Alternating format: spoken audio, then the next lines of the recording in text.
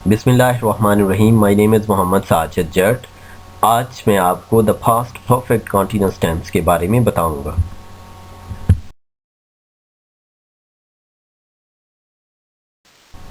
The past perfect continuous tense, continuing events in the past.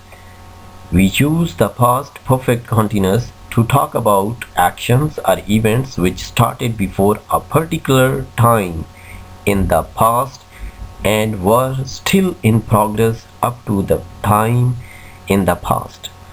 मतलब past perfect continuous जो है ऐसे कामों के लिए इस्तेमाल होता है या ऐसे इवेंट्स के लिए काम इस्तेमाल होता है जो कि किसी ख़ास टाइम से पहले स्टार्ट हुए हों और अब तक वो जारी रहे हों पास्ट के अंदर, माजी के अंदर। यानी किसी ख़ास पास्ट के अंदर किसी ख़ास टाइम से लेकर अप टू द टाइम, यानी जिस वक़्त तक बात की जा रही थी माजी के अंदर, तो उस वक़्त तक वो जारी रहे हों। प्रेजेंट परफेक्ट कंटीन्यूअस और पास्ट परफेक्ट कंटीन्यूअस के अंदर डिफरेंस जो है कि प्रेजेंट के अंदर नियर पास्ट के अंदर कोई काम स्टार्ट होता है किसी ख़ास वक्त के लिए और वो मौजूदा वक्त के अंदर ख़त्म हो जाता है। लेकिन पास्ट परफेक्ट कंटीन्यूअस के अंदर माजी के अंदर वो किसी ख़ास वक्त के लिए कोई काम जारी रहता है और माजी के अंदर ही वो ख़त्म हो जाता है।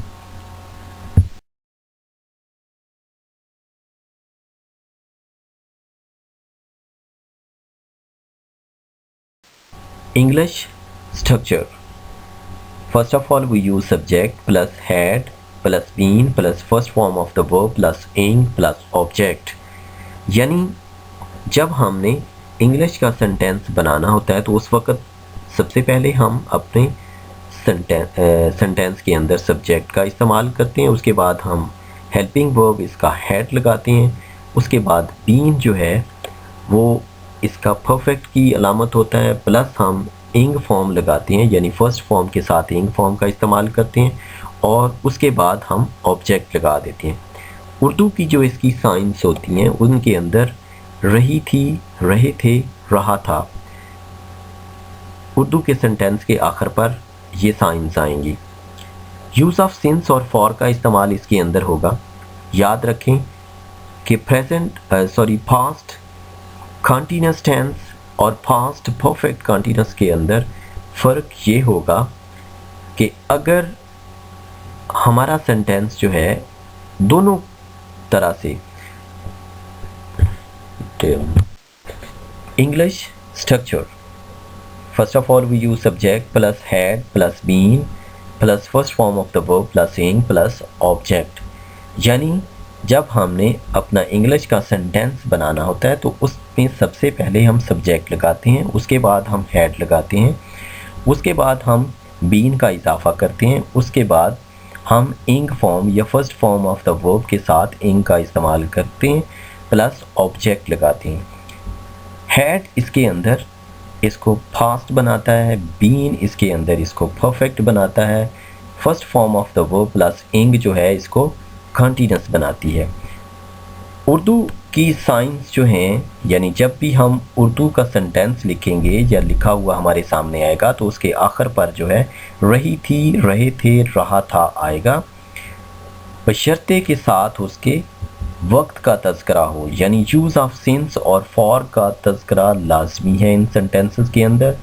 यहाँ पर एक मैं बात वाज़े करता जाऊँ कि पास्ट कंटीन्यूअस टेंस यानी सिंपल पास्ट कंटीन्यूअस टेंस और पास्ट परफेक्ट कंटीन्यूअस के अंदर जो डिफरेंस होगा वो रही थी उस पास्ट कंटीन्यूअस टेंस के अंदर भी आएगा।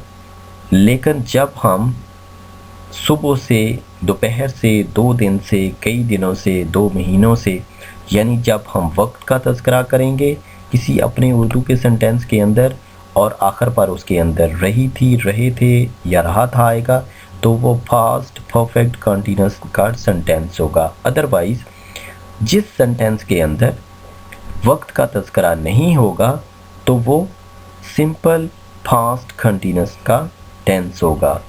फॉर एग्जाम्पल, बच्चा सुबह से बुरी तरह रो रहा था। अब इसके अंदर मैंने सुबह का लफ्ज़ इस्तेमाल किया। Baby had been weeping bitterly since morning. ये हमारा पॉजिटिव सेंटेंस है, अफर्मेटिव सेंटेंस है।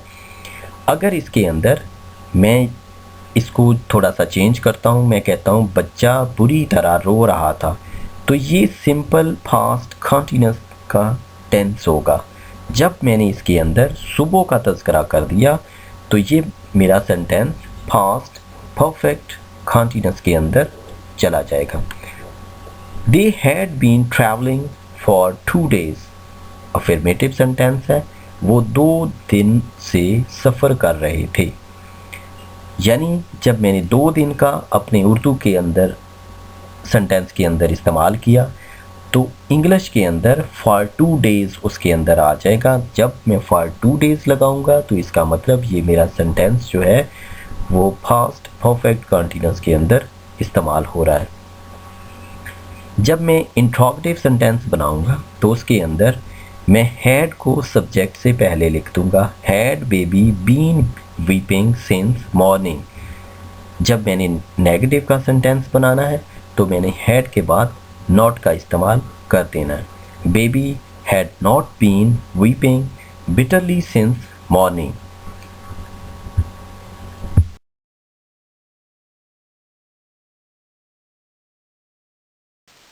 Use of since and for. We use for to talk about a period of time। यानी जब हमने for का इस्तेमाल करना है तो उस वक्त हमने पीरियड ऑफ टाइम को देखना है, यानी किसी दौरानियों को देखना है।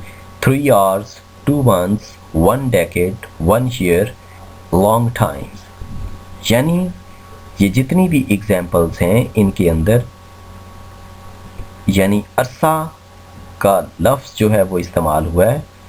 Period of time is also there but not point of time.